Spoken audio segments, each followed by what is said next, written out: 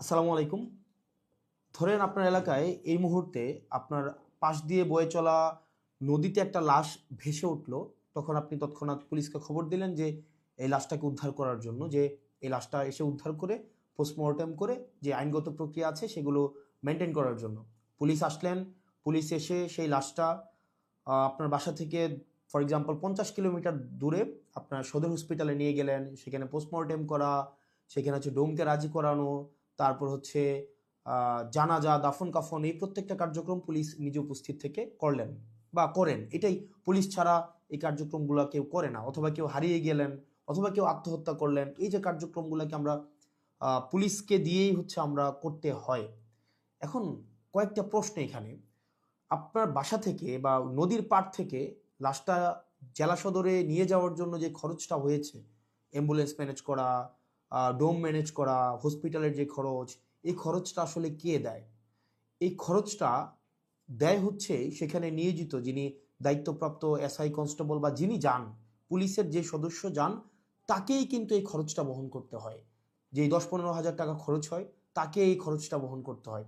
যদিও সরকারি নিয়ম আছে যে এই খরচটা ফেরত দেওয়া হয়, কিন্তু যেই টাকা খরচ হয় আর যেই টাকা ফেরত দেওয়া হয়, ফর এক্সাম্পল 10,000 টাকা যদি খরচ হয়, সেখানে ফেরত দেওয়া হয় 500, 800, 1,000, 2,000 টাকা। তো সেটা দেখা যায় খরচ হওয়ার তুলনায় প্রাপ্তির যেই ব্যবধান, সেটা দৃশ্যমান অনেক বেশি ব্যবধান। তো এই পুরো খরচটা কিন্তু পুলিশকেই বহন করতে হয়।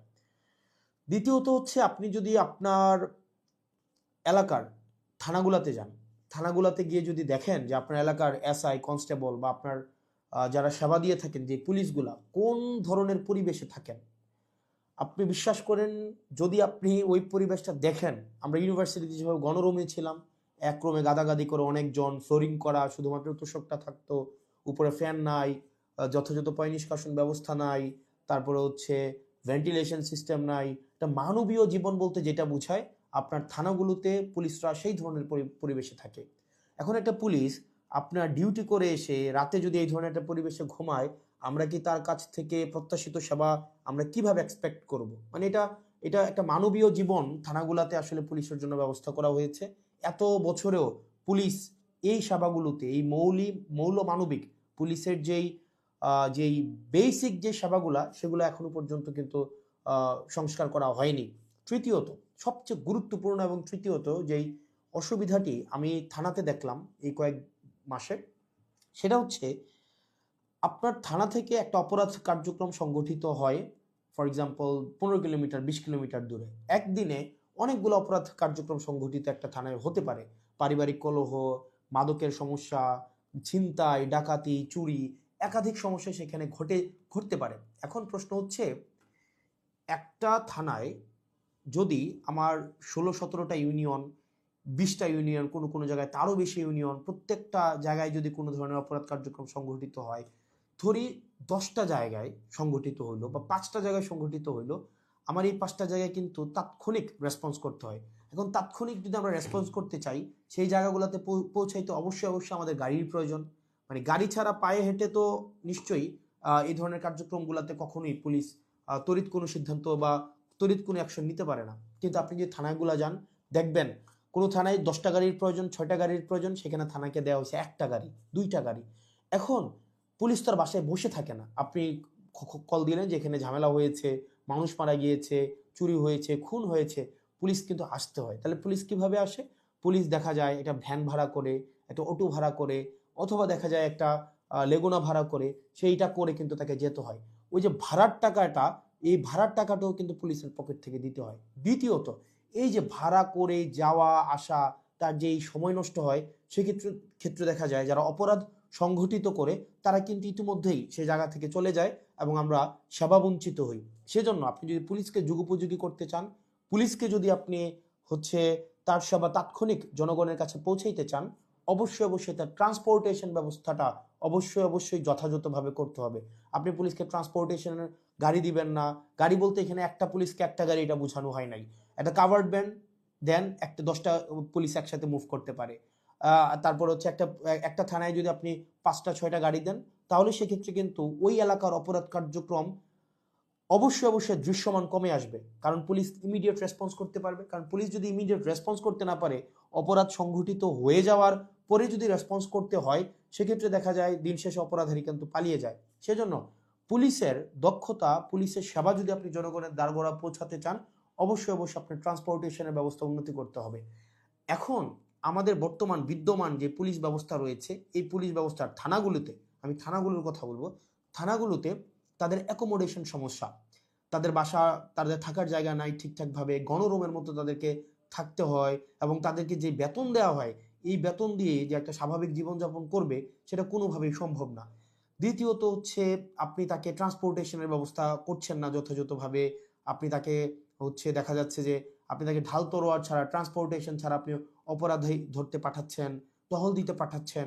সেক্ষেত্রে কিন্তু তাকে ট্রান্সপোর্টেশন ম্যানেজ করা এবং সেখানে যে ভাড়া মেটানো, সেটাও কিন্তু তার পকেট থেকেই করতে হয়। সরকার যে অ্যালটমেন্টটা দেয়, সরকার যে বরাদ্দ দেয়, সেটা খুবই খুবই প্রয়োজনের তুলনায় অপ্রতুল। তৃতীয়ত হচ্ছে, আপনি পুলিশে একটা হচ্ছে, আমি অনেকগুলো অফিসারের সাথে কথা বলেছি, রিটায়ার্ড অফিসার, চাকরিরত অফিসার, তাদের সাথে কথা বলেছি। পুলিশে ম্যানেজ করে নাও একটা কালচার আছে, ম্যানেজ করে নাও একটা কালচার। ফর এক্সাম্পল, আপনি কনস্টেবলকে পাঠাইলেন কোনো একটা জায়গায় আসামি ধরার জন্য, সেখানে 5,000 টাকা খরচ হবে যে আসামিটা ধরতে, ট্রান্সপোর্টেশন কস্ট বা তদন্ত এই জায়গাগুলোতে। তখন কনস্টেবল তার মানে ঊর্ধ্বতন কর্মকর্তাকে উনি বললেন যে স্যার টাকা কোথায় পাবো? তখন বলে ম্যানেজ করে নাও।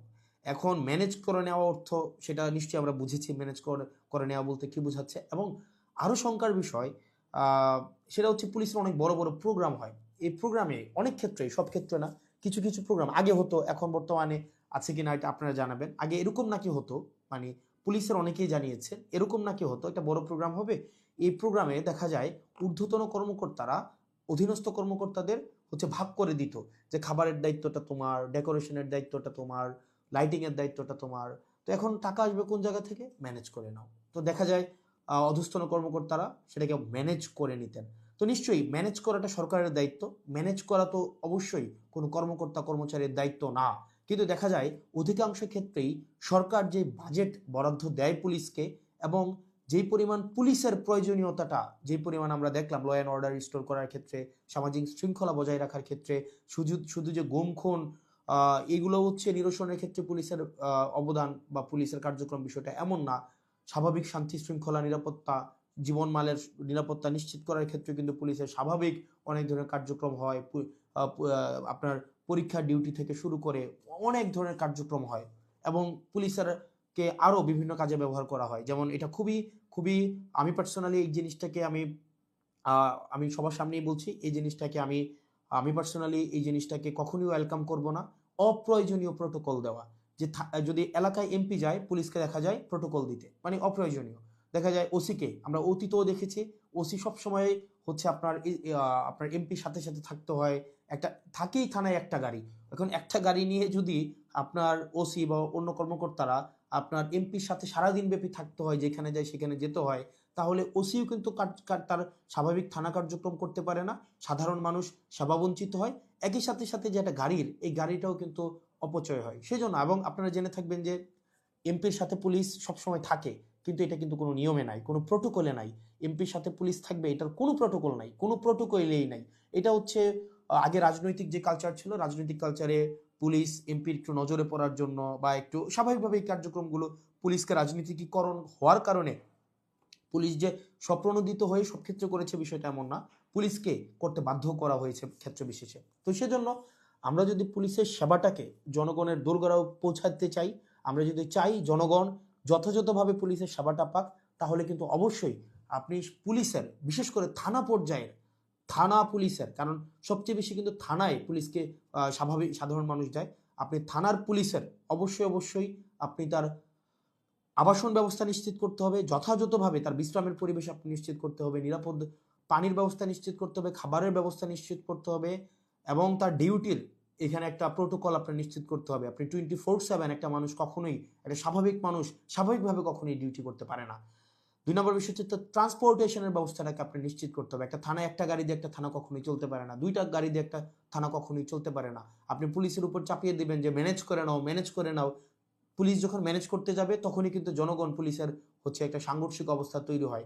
তখনই হচ্ছে উৎকোচ গ্রহণের হচ্ছে এক ধরনের বৈধতা মানসিকভাবে উৎপাদিত হয়। সেজন্য আমরা পুলিশকে এই ম্যানেজ করে নেওয়ার প্রবণতায় না ঠেলে দিয়ে সরকারের কাছে এই বিষয়গুলো নিয়ে আমাদের আহ্বান থাকবে বাজেট বৃদ্ধি করা, এবং সেগুলোর হচ্ছে আমাদের যেই টেকনিক্যাল জায়গায় আমাদের রিসোর্স সেখানে হচ্ছে আমাদের ইনস্টল করতে হবে। তৃতীয়ত তার মানে অ্যাকোমোডেশন, তারপর হচ্ছে ট্রান্সপোর্টেশন, আর হচ্ছে 3 নাম্বার যেটা হচ্ছে অযাচিত যেই রাজনীতিকীকরণের যে বিষয়টি রয়েছে সেটি থেকেও পুলিশকে আমাদের মুক্তি দিতে হবে। সাধারণ জনগণ এবং পুলিশের মাঝখানে কোনো মধ্যস্বত্বভোগী থাকা কখনোই উচিত না। তো আমরা পুলিশের কখনোই, আমরা শুরু থেকে আপনি যদি যান আমার টাইমলাইনে এখনো আছে যে অগাস্ট থেকে 2024-এর অগাস্ট থেকে পুলিশের যেই টেকনিক্যাল হচ্ছে রিসোর্স ইনস্টল করা, তাদেরকে সেটাকে এনরিচ করা, পুলিশকে জনমুখী করা, রাজনৈতিক প্রভাবে বলের বাহিরে নিয়ে যাওয়া, তাদের আবাসন, স্বাস্থ্য, চিকিৎসা সেগুলো যেন যথাযথ হয় সেটি নিশ্চিত করা, তার পেশাদারি যেই ব্যয় হয় সেই পেশাদারি ব্যয় যেন সরকারি খাত থেকে হয়, তাকে যেন সেটির জন্য ম্যানেজ করা কালচারে না যেতে হয়, সেটির জন্য কিন্তু আমরা গুরুত্ব দিচ্ছি। সেজন্য আমরা সংসদে এই বিষয়গুলো নিয়ে কথা বলবো যদি আল্লাহ সুযোগ করে দেয়, এবং যেহেতু সুযোগ করে দিয়েছে একই সাথে সাথে সরকারের কাছে বা মানুষের কাছেও যে এই যে পুলিশের, আমরা যে তৃণমূলের পুলিশের যে জটিলতাগুলো সেগুলো আমার কাছে মনে হয়েছে সবার জানা উচিত, যেহেতু থানাগুলোকে আমরা এখন খুব ক্লোজলি দেখছি, সেজন্য সবাইকে জানানো। আর পুলিশের প্রতি আমাদের সবসময় সংবেদনশীলতা রয়েছে, এবং আমরা চাই পুলিশ জনগণের হয়ে উঠুক, কোনো রাজনৈতিক দলের না, পুলিশ হয়ে উঠুক সবার। পুলিশের সাথে জনগণের সম্পর্ক থাকবে হৃদ্যতার, এবং প্রত্যেকটা মানুষ যেন ভয়হীনভাবে সেখানে অভিযোগ জানাতে পারে, এবং অপরাধী নির্মূলে পুলিশ সবসময় যেন সুদৃঢ় ভূমিকা পালন করতে পারে রাজনৈতিক যে কোনো প্রভাবের ঊর্ধ্বে উঠে। পুলিশের আবাসন সমস্যা, ট্রান্সপোর্টেশন সমস্যা, পুলিশের বাজেট বৃদ্ধি এবং পুলিশের ম্যানেজ করে নেওয়া কালচার থেকে পুলিশকে অবশ্যই মুক্তি দিতে হবে। আসসালামু আলাইকুম রহমতুল্লাহি ওয়া বারাকাতুহু।